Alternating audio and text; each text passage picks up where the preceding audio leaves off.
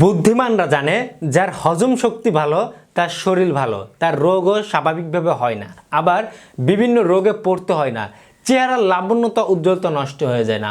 যাদের কোষ্ঠকাঠিন্য সমস্যা রয়েছে তারাই শুধুমাত্র জানে টয়লেটে গিয়ে কত সময় বসে থাকতে হয়, কতটুকু কষ্ট হয়।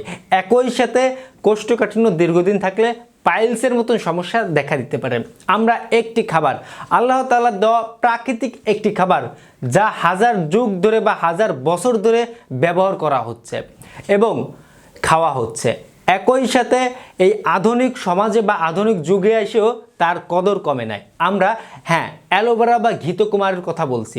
যদি আপনি নিয়মিত অ্যালোভেরা বা ঘৃতকুমারের রস খেতে পারেন, আপনাদের হজম শক্তি বৃদ্ধি সহ, রোগ প্রতিরোধ ক্ষমতা বৃদ্ধি সহ, আপনাদের কোষ্ঠকাঠিন্য সমস্যা দূর সহ, পাকস্থলীর শক্তি বৃদ্ধি করতে এবং ক্ষতিকর ব্যাকটেরিয়া দূর করতে ভালো কাজ করবে।